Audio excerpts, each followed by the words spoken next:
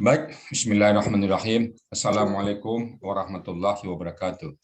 Waalaikumsalam warahmatullahi wabarakatuh. Alhamdulillahirrabbilalamin. Wassalatu wassalamu ala asrafil anbiya'i wa mursalin wa ala alihi wa sahbihi ajma'in amma ba'du. Baik Bapak-Bapak dan Ibu sekalian, kita lanjutkan pengajian kita pada pagi hari yang berbahagia ini. Sampai kita pada ayat 10 ya. 9 dulu ya. Surat Al-Buruj, surat ke-85. Allazi lahu mulkus samawati wal ard, yang baginya lah kerajaan langit dan bumi. Wallahu ala kulli syai'in syahid, dan Allah atas segala sesuatu itu maha menyaksikan. Nah, terima menyaksikan, berarti kita sudah dimanapun tidak ada kesempatan kita untuk berbuat maksiat, berbuat apa-apa yang dilarang oleh Allah. Karena Allah menyaksikan, dan apa perbuatan yang kita berbuat itu kita juga saksikan nanti di pada masyar. Kita buat, terima catatan-catatannya.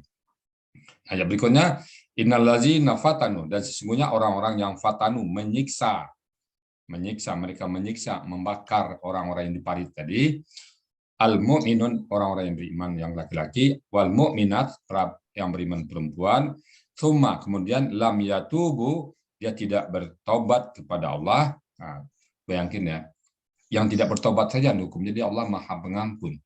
Orang yang dibakar tadi masuk surga langsung, tapi orang yang membakar diberikan kesempatan untuk tobat. Coba bayangin, Allah itu betul-betul maha pengampun ya. Nggak langsung dihukum. Tsumma yatubu, kemudian mereka tidak bertobat, falahum, maka bagi mereka azabu jahannam. Azab jahannam. Nah, walahum, dan bagi mereka azabul hariq, azab yang menyala-nyala apinya. Ya. Nah, kemudian innallazina amanu, dan orang-orang yang amanu, mereka beriman, wa amilus salihat, dan orang-orang yang beramal saleh, sudah beriman dan beramal saleh, lahum jannatun, bagi mereka surga, tajri, yang mengalir, min tahtihal, di bawahnya sungai-sungai. Kemarin kita juga bicara tentang sungai-sungai, bagaimana konsep sungai dalam agama Islam ya. Kalau rumah, konsep sungai itu nyaman ya, nyaman sekali. Di sungai itu kalau mengalir di bawah kita itu nyaman sekali. Itu tandanya surga. Itu diibaratkan kalau surga biasanya selalu dikatakan mengalir sungai-sungai di bawahnya. Gemerci air. Ibu pergi ke pegunungan nyaman ya. Nginap di hotel, di sebelah hotel itu ada air mengalir. Enak sekali itu. Udaranya dingin kayak di puncak sini atau di Megamendung sana. Nah, bagus itu ya. Jadi bagi mereka adalah lahum jannatun tajri min tahtiha al-anhar. Zalikal fauzul kabir. Nah, zalika, demikianlah itu, al-fauzu, balasan, pahala, karunia, al-kabir, yang besar, yang mulia. Jadi bagi kita nanti kita yang beramal soleh dapat fauzul kabir. Nah, jadi apa itu fauzul kabir itu? Yang surga tadi. Makanya kalau kita masuk surga gara-gara amal kita, bukan gara-gara rahmat Allah yang diundang dengan amal saleh kita, maka itu lebih mahal daripada dunia dan seisinya. Karena surga yang paling murah pun melebihi luas langit dan bumi, lebih dari luas bumi ini. Itu surga yang paling rendah. Tapi neraka yang paling rendah diinjak marahnya, kebakar otak. Itu yang paling rendah untuk neraka.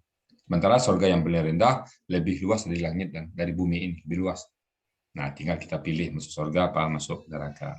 Kalau masuk surga, kita banyaklah beramal baik. Kalau masuk neraka, ya itulah orang-orang yang berbuat maksiat kepada Allah. Kemudian, inna batsha rabbika. Sesungguhnya, batsha itu, kalau saya lihat, sebentar maknanya itu, batsha. Sebentar ya, bahasa itu tadi saya lihat kata-katanya dulu. Bahasa itu apa artinya? Ya, bahasa kamus, bahasa berapa ini? Ayat bahasa ayat 12, ayat 10, 11. Bahasa itu artinya menyerang, mengamuk ya. Jadi inna batsha rabbika lasyadid. Jadi kalau batasya itu akar-katanya menyerang, menyambung. Jadi berarti batsha serangan, amukan. Kalau di sini diterjemahkannya azab. Azab. Jadi inna batsha, sesungguhnya batsha, kalau aslinya itu serangan amukan. Nah, amukan Rabbika Tuhan engkau la syadid, sungguh sangat keras. Jadi azab Tuhan itu sangat keras. Terhadap orang-orang yang mana? Orang-orang yang kafir tadi. Orang-orang yang ingkar pada Allah. Sangat keras azab Allah. Jadi keras itu, ya tadi kita bayangkan Pak, yang paling ringan pun sekali lagi ngomong Pak, makanya nggak berani sama sekali di neraka. Paling ringan pun diinjak baranya, mendidih otak. Itu kayak apa itu? Jadi kita kalau neraka itu berapa tingkat neraka, saya kadang ngelak dari diskusi itu Pak, ngelak. Kenapa? Yang ringan pun saya nggak sanggup. Apa gunanya saya membahas neraka tingkatan-tingkatan yang banyak ya? Artinya di ayat ada, tapi lebih bagus saya membahas tentang bagaimana masuk surga dan terhindar dari neraka. Karena saya nggak tahu neraka kalau masuk juga ke dalamnya kan apa Pak? Rugi kita. Betul-betul azab yang sangat pedih. Itu azabnya berat dan lamanya nggak tahu. 1 detik aja di akhirat di neraka itu menghilangkan semua kenikmatan yang ada di dunia sedetik. Dan dia tidak pernah berkurang di neraka itu. Hari ini kalau kita kena azab dengan dosis, katakan panas apinya 1000 derajat ya Celcius, kalau kita derajatkan, maka besok jangan berharap jadi turun, naik jadi 1200, besoknya lagi naik lagi. Kita minta minum air mendidih yang suhunya 200 derajat Celcius, besok minta lagi lebih panas dari sekarang. Dan begitu terusnya. Yang nanahnya, darahnya itu semuanya makin lama makin berat. Tidak kena berkurang. Wala yukhafu anhu. Tidak akan pernah berkurang azab Allah itu. Nah, jadi inna batsha rabbika lasyadid. Sesungguhnya batsha amukan atau azab rabbika Tuhan engkau lasyadid. Maha keras sekali. Nah, kemudian innahu sesungguhnya dia yubdi'u itu maha memulai bada itu memulai menciptakan wa yu'id dan maha mengulang pekerjaannya, mengulang lagi. Jadi Allah itu innahu sesungguhnya dialah yang maha menciptakan dan maha mengulang lagi, menghidupkan kembali bisa, mengulang, mensiklus ulang lagi. Allah bisa, Allah apa aja bisa. Apapun yang dikerjakan Allah tinggal berkata kun fayakun. Ya, jadi apapun Allah, sesungguhnya dia tuh yang maha memulai menciptakan dan maha menghidupkannya, maha mendaur ulang. Jadi artinya saat kita mati nanti di padang mahsyar hidup lagi kita semuanya. Tidak ada satu orang pun yang tercecer. Kalau bapak-bapak, kalau kita pindah dari satu tempat, misalnya ngungsi nih, kita ngungsi dari satu tempat ke tempat lain, dari kota A ke kota B. Nanti di kota B itu pasti ada yang hilang, Pak. 3 hilang di jalan, yang meninggal, ada apa. Atau misalnya kita mencari orang yang kena korban jiwa, yang hilang 100, pasti cari-cari, ketemu cuma 50. Ada yang kurang, nggak ketemu sama kita 50. Enggak semua. Tapi kalau di ini, maha menghidupkan ini, di dunia tercatat berapa triliun manusia sempat hidup dari Nabi Adam sampai nanti di dunia kiamat, entah ratusan miliar, entah gimana jumlahnya berapa, kita nggak tahu. 1 jiwa pun nggak ada yang tercecer, tidak satu orang pun yang hilang di jalan. Saya bayangin Pak, kita dikubur, roh kita disimpan oleh Allah di ilyin atau di sijin, pas dibangkit nantinya tidak ada yang tertinggal. Kalau saya pindah-pindah, kalau saya terus terang Pak, pindah mari dari satu tempat ke tempat lain, pindah buku-buku, ingat saya ini, ingat saya bahwa Allah itu membangkitkan kita kembali, tidak ada satu orang pun yang tercecer. Supaya orang kafir berharapkan saya tercecer katanya. Kalau kita banyak dosa atau apa nyesal, aduh kenapa saya dibangkitkan lagi? Seperti orang kafir kan, ya laitani kuntu turaba. Kenapa aku nggak jadi tanah aja dulu? Kita enggak ya. Jadi enggak satu orang pun yang tertinggal. Nah, di sini dikatakan innahu huwa yubdi'u wa yu'id. Nah, tidak ada satu orang pun yang tertinggal. Dia maha menghidupkan dan memulai kehidupan kembali. Bapak-bapak, Ibu Yani Akif, nanti dia bangkit lagi. Umi Ibrahim ada lagi nanti. Ibu Rida ada lagi. Pak Raplis ada lagi. Saya ada lagi. Semua kita ada lagi semua di situ nanti. Kemudian wahuwal ghafur wadud, dan dia maha pengampun lagi maha penyayang. Penyayang ya. Wadud itu kasih sayang. Al-wadda. Itu nanti wadda itu wahuwal ghafur wadud, dan wadan huwa dia al-ghafur, maha pengampun. Mana yang mengatakan maha itu? Waw itu. Waw yang sukun. Itu superlatif itu. Yang maha pengampun, al-wadud, dan maha kasih sayang. Apa itu yang waw sukun lagi itu? Itu pola superlatif. Pola maha. Itu Allah.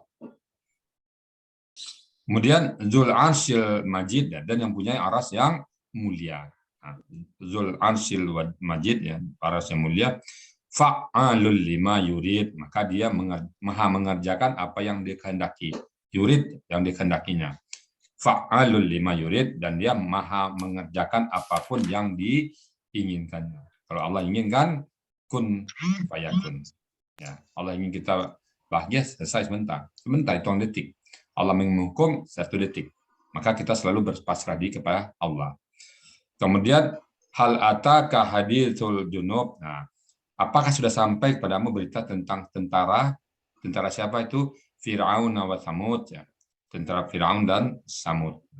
Ini nanti mungkin perlu, saya belum sempat baca apa tentara siapa ini, apa nama masih dengan tentara sini ya. Nanti kita cek lagi. Kemudian balil ladzina kafaru, bahkan orang-orang yang kafir fi takdzib, selalu dalam kedustaan. Dia selalu berdusta. Orang-orang kafir itu selalu dalam keadaan berdusta. Tidak ada satu kata pun bagi dia yang benar. Hal adaka hadithul junub, Fir'aun wa Samud, balil ladzina kafaru fi takdzib. Sesungguhnya orang-orang yang kafir itu selalu dalam keadaan dusta. Kemudian Fir'aun Samud, wallahu min waraihim muhit, dan Allah min wara, apa yang dilemparkan belakang mereka itu maha mengetahui. Allah dari belakang mereka.